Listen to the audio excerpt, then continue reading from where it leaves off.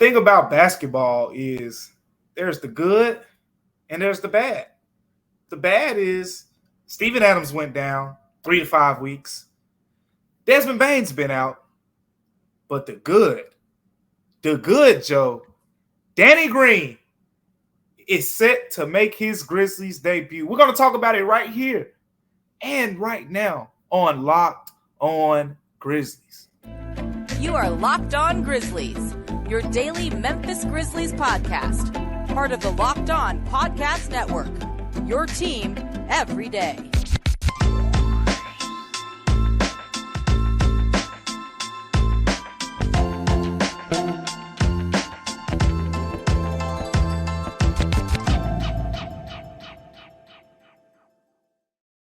What's going on, everyone? Welcome back to Locked On Grizzlies. Co-host Damichael Cole here, beat writer for the Commercial Appeal here in Memphis, Tennessee, joined by the one and only.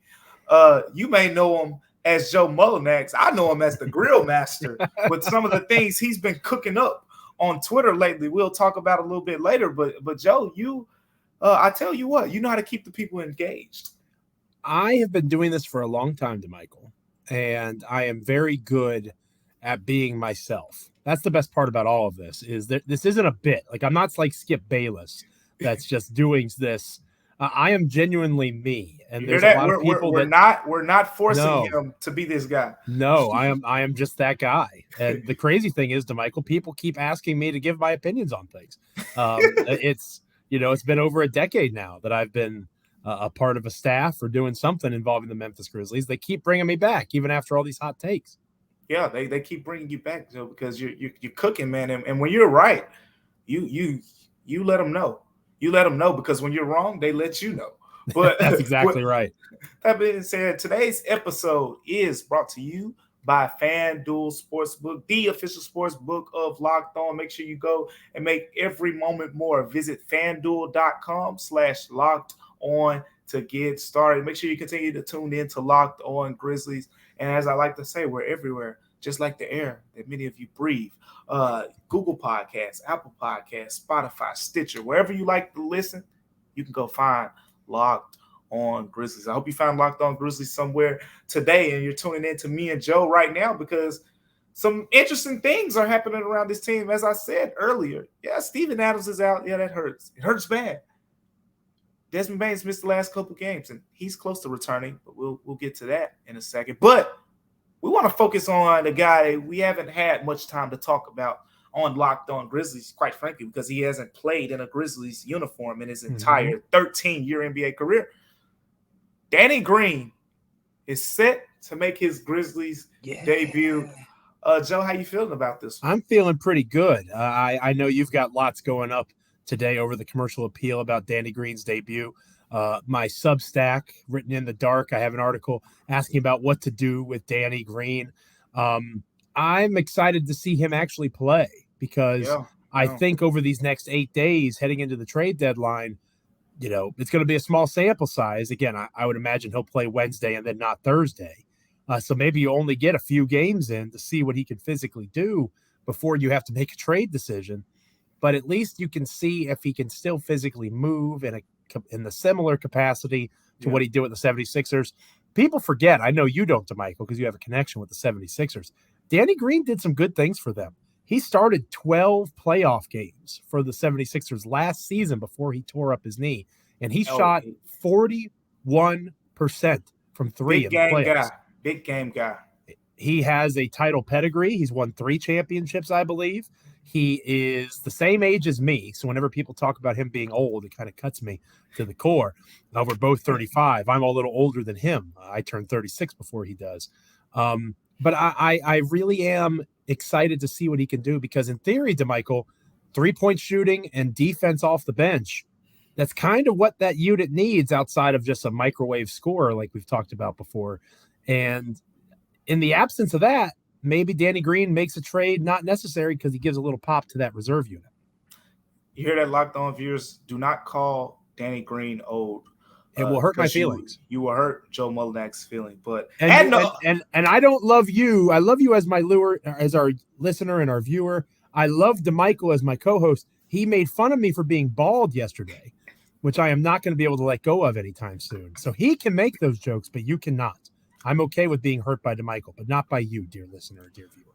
With that being said, adding an old guy like Danny Green to such a young roster, Danny Green, the 13-year NBA vet, you mentioned it earlier, but I've kind of, went out of my way and did a thing to just talk to people who've covered this guy over the years. And you go check out the full story, at commercialappeal.com, where, got a lot of intel from people who covered him in LA, people who covered him in Philly, people who covered him in Toronto.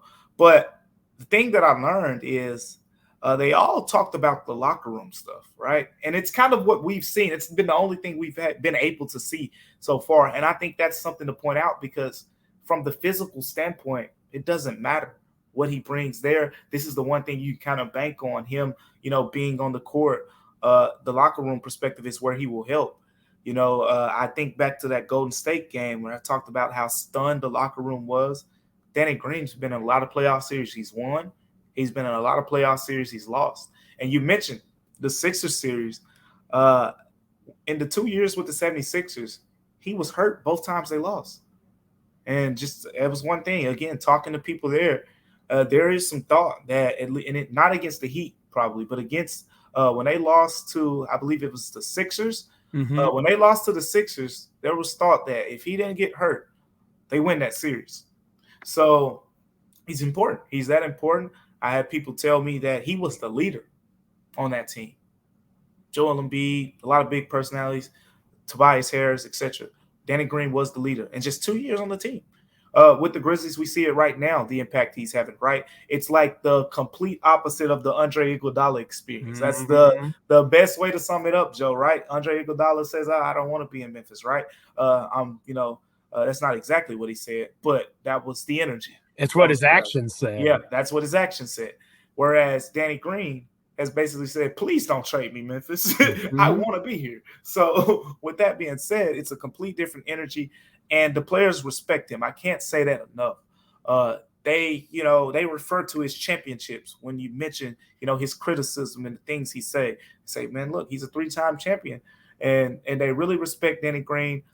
He's just a very well-spoken guy. He wants to get into broadcast business later. So he keeps things, kind of one of those guys where he's very even-keeled, where after a big loss, you can talk to him. He'll keep things in perspective. After a big win, same thing. But I think it's a big on-court perspective too. The three-point shooting, again, what I gathered talking to people about his defense, Joe, is the team defense. It's more than the one-on-one thing. People have talked about how he kind of lost a step a little bit, in recent years. And I'm sure an ACL injury is not going to help, with that. But overall, it seems like people are still confident in his ability as a team defender.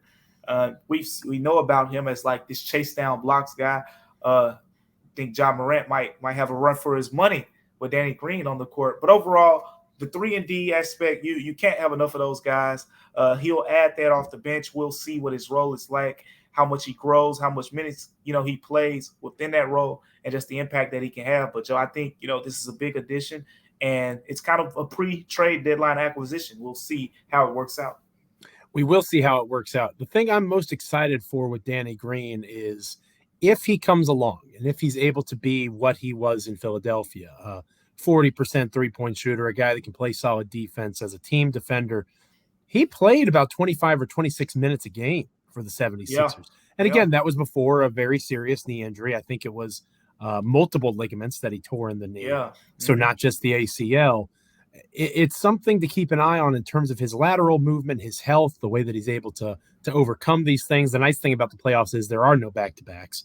So once you get to that point, you can count on having Danny Green. I would imagine they'll be pretty cautious with him the rest of the season.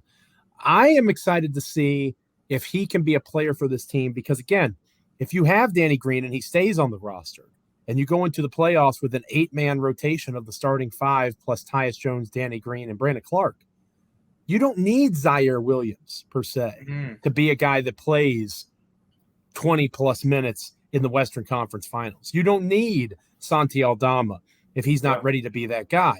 It gives them a little bit more flexibility, a little bit more leniency in terms of they can be a contending team and not have to depend on those young guys so much. I think that they're being overextended, especially Zaire. You and I have talked about that. Yeah. And I think that a position of a player of Danny Green's caliber being added to the team, if he can still go and do what he did in Philly. Again, he did that as a starter in the postseason last year. If he does it as a reserve and 18 to 20 minutes a night, that's extremely valuable for these Grizzlies. So welcome back, Danny Green, to the NBA floor. Welcome to Memphis, your first official game. Going to be a lot of fun to watch you play. Somebody else that's a lot of fun to watch play is somebody that is being trashed on Twitter, and I had enough of it. Oh, I had enough of it yesterday. Go get him, Joe. Go get him. So I think it's important that I address this, not quite in the same ranty way as before, but I'm still going to be upset at our next segment. But before I get upset, I do want to talk about the wonderful new sponsorship we have with FanDuel. This episode of Locked On Grizzlies is brought to you by FanDuel. This year, the only app you need at your Super Bowl party is FanDuel, America's #1 sportsbook. We're really excited about our new sports betting partner for Locked On because they're the #1 sportsbook in America. That is right. It is FanDuel. And if you're new to FanDuel, that's even better. They have so many great features that make betting on sports fun and easy. You can download FanDuel now so you can bet on Super Bowl 57 with a no-sweat first bet, up to $3,000 back in bonus bets if your first bet does not win. I am a big fan of the Chiefs in this situation. Lots of conversation about the Eagles being a bit overrated, the easiest path to the Super Bowl ever. I think the Chiefs might be the play here, and you can do that safely over at the FanDuel Sportsbook app. Secure, super easy to use. Best of all, you can get paid for your winnings instantly. It's a lot of fun, highly enjoyable, and it's a great experience. Join FanDuel today at FanDuel.com/lockedon to claim your no-sweat first bet on Super Bowl 57. That's FanDuel.com/lockedon. Make every moment more with FanDuel, the official sportsbook partner of the NFL. When we come back, I'm going to go on a bit of a rant, and Damichael will cut me off about Dillon Brooks. Don't go anywhere. Welcome back. This is Locked On Grizzlies. I am Joe Mullinax, co-host, joined by my wonderful co-host, Damichael Cole of the Commercial Appeal there in Memphis. He's the Memphis Grizzlies beat writer. He will be there in person for the Blazers game tonight. Very exciting times. But before we get to that, before we talk about the Blazers and Dame time and all those things, all right? Boy. Here's the deal, all right? We did a trade deadline episode yesterday, and we had some good feedback on it. Our comments were pretty popping compared to other episodes, so thanks to everybody that's interacting in the comments. Please keep doing that. It's wonderful. Yeah. It's great to check those things out. Even if you talk badly about me, lots of people love Damichael and don't like me as much, and I support that completely. I hope you continue to do so. I saw there, and I saw even more of it on Twitter, a growing disdain for one Dillon Brooks. And one of the great ironies of all of this, Damichael, and I know you know this, you're in the locker room, you're around these guys pretty consistently. A lot of folks in the fan base, a lot of folks, not necessarily in media, but people that follow the team, cover the team, they talk about the Grizzlies' chemistry and how important that chemistry is, how vital that chemistry is to the success of this overachieving team. They're still very much overachieving compared to what their age and experience is. I think we all can agree on that. Yeah. And yet, the person who is most responsible, in my opinion, for that chemistry, Dillon Brooks, is the one that gets thrown up to the trade conversations. On our episode yesterday, Damichael, we talked about guys that you could get without trading Dillon Brooks, right? Like Alex Caruso, Josh Richardson, Alec Burks. Those are all names that you throw John Conchar, Jake LaRavia at a second-round pick, and you're in the ballpark. Maybe you need a little something else to get over the finish line, but that's the general gist. And again, it's end of the rotation guys to try to strengthen your rotation. We talked about OG Anunoby. That's where you disrupt things a little bit more. To see folks talk about how important chemistry is and then throw aside what Dillon Brooks does for this team, his shooting is struggling right now. He's on the worst 15-game stretch of his entire career, I believe, if I looked at the numbers correctly. He is not shooting the ball well.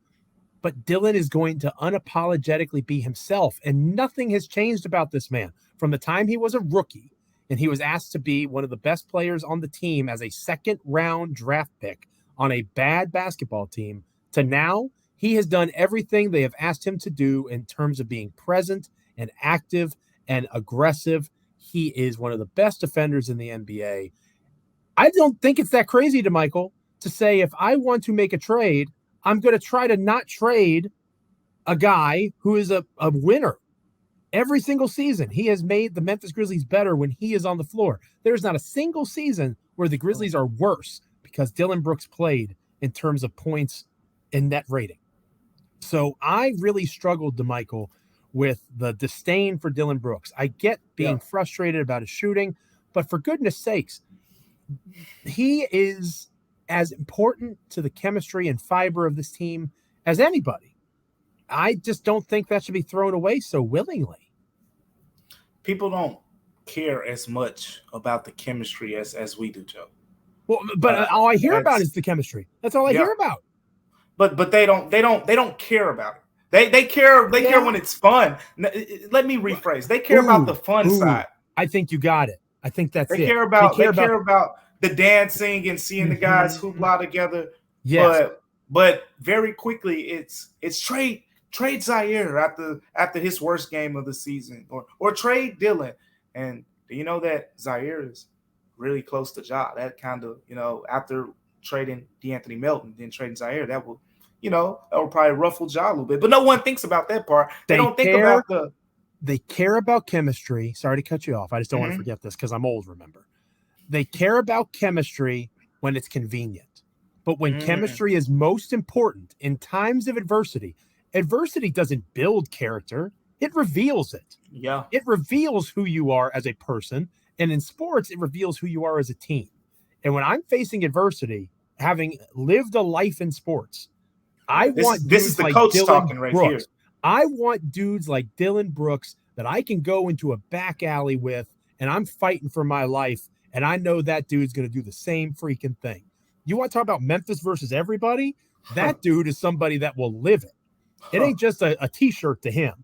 It is a philosophy. You need dudes like that on the floor, off the floor. He is somebody that in those toughest of times, you can count on him to be willing to take the shot. Is it probably going to be a fadeaway mid-range jumper? Probably. Is it the most efficient shot on the planet? No, it's not. But there were times going back to the bubble, even now, where everybody's just standing and watching Dillon. And he is the only one willing to take that shot. He's the only one willing to pull the trigger, willing to be that villain. It's like A Few Good Men. You need him on that wall. You want him on that wall to help you defend the Memphis Grizzlies. It's a tricky thing with Dillon Brooks. I've been around a lot of players who split fan bases this way, but with Dillon, it almost feels 50-50 sometimes. But now it's feeling more, 30-70.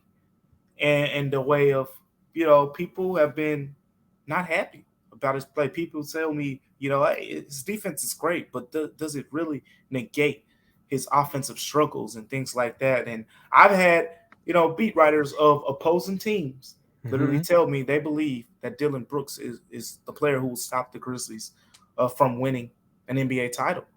And these are things that I've heard. But the thing about it is I don't think you're far off. I've talked about it for the longest in terms of you need his wing defense so much.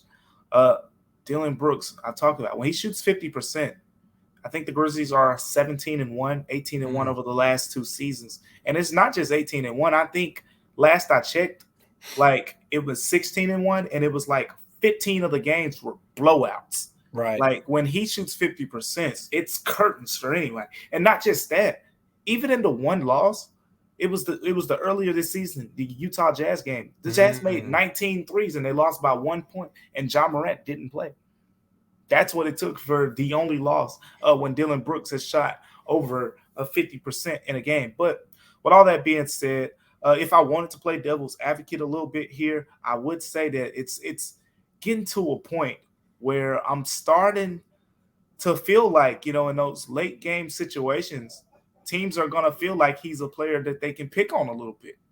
The Warriors game, that was the first time personally I have seen a guy willingly just leave Dillon Brooks. And I saw some of our commenters on YouTube notice it as well. Leave Dillon Brooks and go at Ja for a double team, and Ja made the right play, and Dillon Brooks had a wide open three last couple minutes of the game. That's something I think you can expect to see more. Now, the situation here is, you got a guy like Danny Green back, and I know I mentioned it to you. You're like Danny Green isn't better than, Dylan Brooks all around, I would say at this point.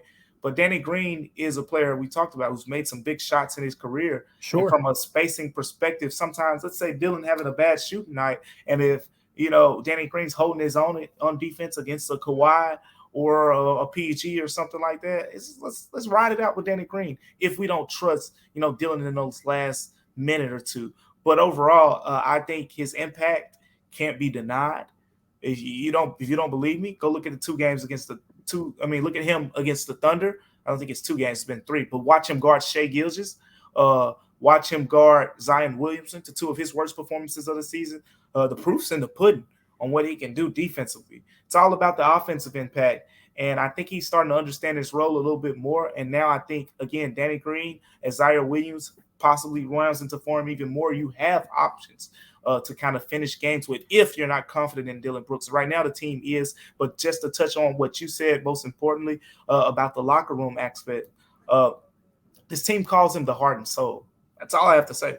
They call him the heart and soul, Joe. You call someone the heart and soul. But that doesn't matter. That doesn't matter to a team that involves chemistry. It only matters, like you said, when they're doing the gritty, right? When they're doing the gritty, when they're doing the dance, everybody's having fun. That's when chemistry matters. No.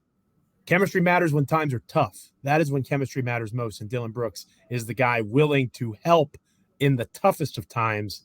You need that guy on your roster. And I think that we are undervaluing that. Hopefully he starts turning around that cold shooting spell tonight against the Portland Trailblazers, which we will talk about next here on Locked On Grizzlies. But first, this episode of Locked On Grizzlies is brought to you by Built Bar. I don't know if you know this or not, Damichael, but you got to try Built Bar if you're trying to find a delicious treat that doesn't have all the fat and calories. We just got through the holidays. I'm trying to eat a little bit healthier. I just signed up for a 10K recently. I'm going to run a little bit. I think I'm going to give Built a shot as a snack as opposed to, a cookie or something like that. Because with Built, healthy is actually tasty. They're so delicious that you won't even think that they're good for you. What makes them so good? Well, they're covered in 100% real chocolate, and they also come in amazing flavors like churro, peanut butter brownie, and coconut almond. I'm not sure how they do it at Built, but it tastes like a candy bar, and it's healthy. Only 130 calories, 4 grams of sugar, and a whopping 17 grams of protein. And you don't have to wait around to get a box now. You can order your Built bars at Built.com, of course, still, but you can now get them at your local Walmart or Sam's Club. That's right. Go to Walmart, go to the pharmacy section, get yourself a 4-bar box of cookies and cream, double chocolate, or the coconut puffs. Or if you're close enough to a Sam's Club, you can go and get a 13-bar box with flavors that are hits like brownie batter and churro. You can thank Damichael and I later. Go check out Built Bar. We're talking Grizzlies, Blazers next here on Locked On Grizzlies.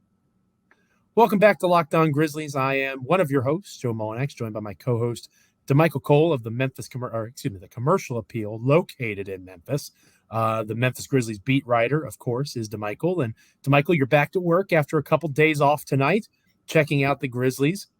An early tip, I believe. I believe this is which I love as an East Coast person. Love, yeah. I am very excited about this early tip. I'm guessing Memphians probably are less excited about it. But I believe that's partially because they have the national game on Thursday, and they want to have a start earlier than the national start or something. Yeah, it's an NBA rule, the 24-hour rule. If you have a back-to-back, like if you play a game the first night at 7, it has to be more than 24 hours. So the next game there you go. Be at 8 or something. Yep. So it is kind of inconvenient, but I love it as an East Coaster. And they are taking on a Portland Trailblazers team that has one of the hottest basketball players on the planet right now, Damian Lillard. I believe he's the reigning Western Conference Player of the Week. Yeah. He is just cooking people left and right offensively, looking very much like the Dame of old, almost certainly going to be an all-star reserve when that team is named, or when those names are named, I should say. Ja Morant is a lock for that as well. I think most folks agree. But I think Damian Lillard's probably a lock too. And as Portland goes, so goes Dame. They have some other guys that can play. Anthony Simons and Jeremy Grant come to mind. But this is very much Damian Lillard's team, and he, much like Dylan Brooks, as we talked about earlier on the show, obviously Lillard is much better offensively. But the point is he doesn't shrink away from the moment. He's willing to take that shot. It just goes in a lot more often for Dame. Yeah, I'm looking at some numbers here. Last 10 games, Damian Lillard, 50 points, 36 points, Woo. 40 points, 44 points, Ah, 25 points, 24 points, 37 points, 60 points, 30 points, 42 points. hmm. We just talked about Dylan Brooks in the last segment. I don't think we have to verify any longer how much you need Dylan Brooks in this game. Right. We don't reading those numbers. You better be glad they got Dylan Brooks. But you know what, Joe? I'm gonna switch tones a little bit. You just gave all the praise to Damian Lillard. I'm gonna switch it up a little bit. Okay. Uh, there's another guy on that Portland team, and I think in this game, this is the first time the Grizzlies without Steven Adams are going to be challenged in terms Mm, of playing those bulkier big centers who can give you true. problems. No Steven Adams against Joseph Nurkic. I think that's a big deal. And quite frankly, Brandon Clark is great because of his mobility, his switchability. You know, you put him in pick and roll against Dame, Sure. you feel more comfortable than you would with Steven Adams in the game. But the counter is, I mentioned it when Steven Adams first went down.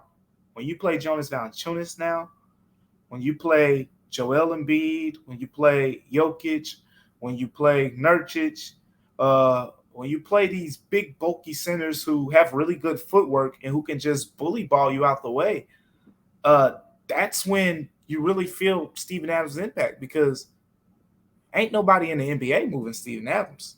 No. But uh, there's a good chance he'll be able to move Brandon Clark.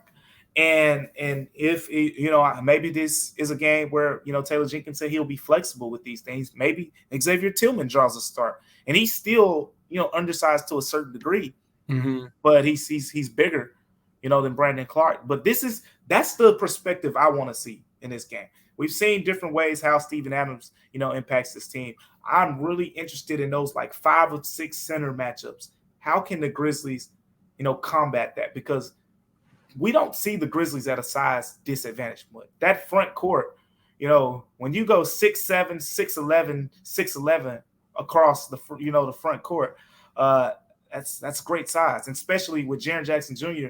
Basically being a 7-footer, Steven Adams basically being a 7-footer. A lot of teams can't match that, especially in this days where teams play small ball. But the thing is, the Grizzlies in this case, if they start Brandon Clark or Xavier Tillman, will be smaller at the center position, and that's not the case a lot, Joe. No, it's not. And I do think that'll be interesting to see how the Grizzlies decide to line up against Nurkic. You're exactly right. That's going to be a lot of fun to see play out. What is realistic to expect from Danny Green to bring it back full circle Yeah. here?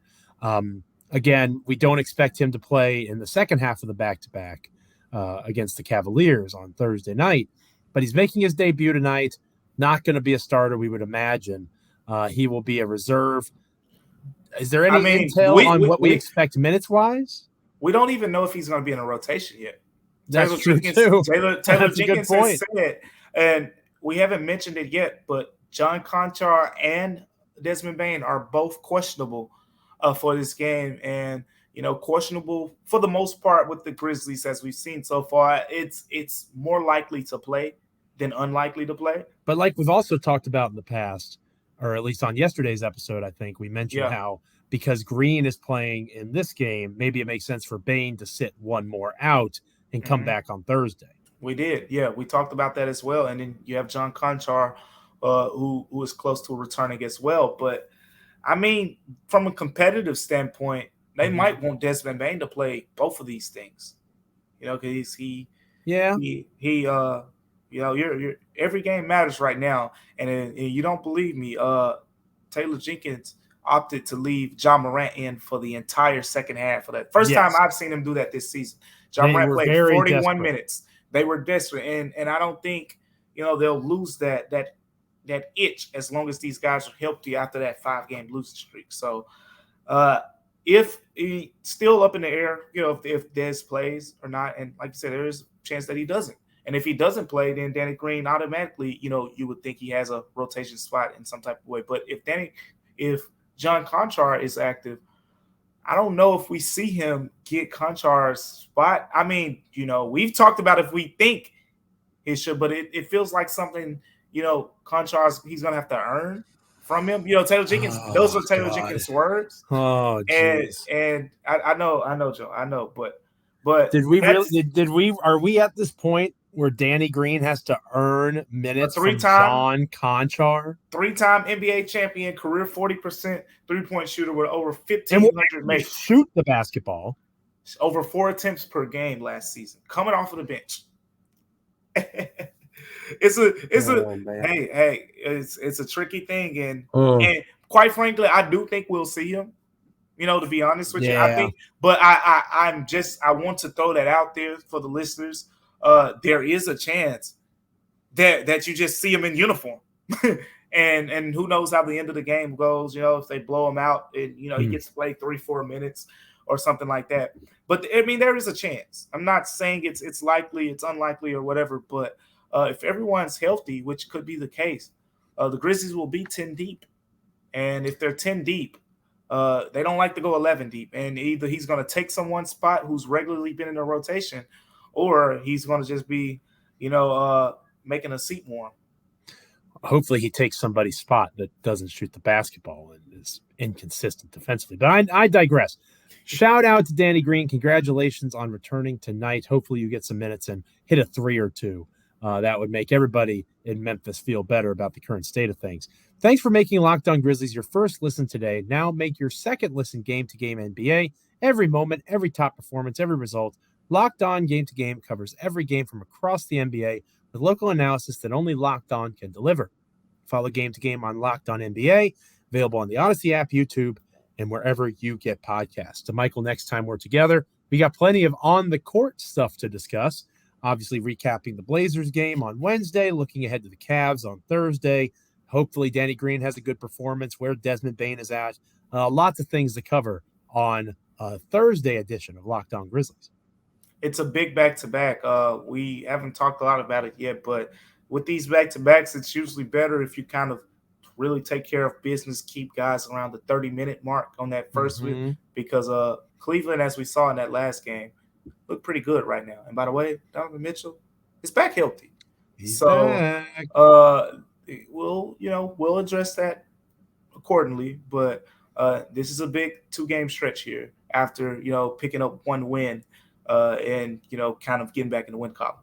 And getting a couple of days at home, which I'm sure were very valuable to everyone, including our road-weary co-host here, Damichael Cole. So hopefully everybody's feeling up to speed and excited for some Wednesday night basketball tonight. And we'll talk more about that game and the game after it on Thursday's episode. Thank you so much for listening, watching, however you take in Locked On Grizzlies. Rate, review, subscribe, like, comment on YouTube. Anywhere you get your podcast, it's all good and all appreciated. Even if you make fun of me for being old or bald like my wonderful co-host Michael Cole does, it's all in good fun, and he's also correct. That certainly helps. Make sure you're continuing to make us a part of your experience. We are very grateful. Again, we talked about the comments on yesterday's episode. Keep it live there. We check those things out. We'll chime in every once in a while. Continue to be respectful in those comments, but at the same time, it's really good to see people interacting and talking about our show. So thank you so much for doing that. Thank you for listening or watching. Until next time, stay locked in, Grizzlies fans. This is Locked On Grizzlies. Enjoy the game. We'll talk to you next time.